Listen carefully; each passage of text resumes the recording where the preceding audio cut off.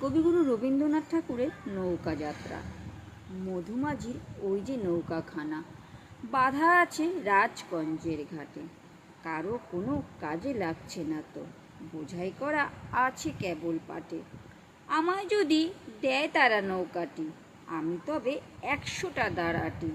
পাল তুলে দিই 4টে 5টা 6টা, মিথ্যে ঘুরে বেড়াই নাকো হাটে।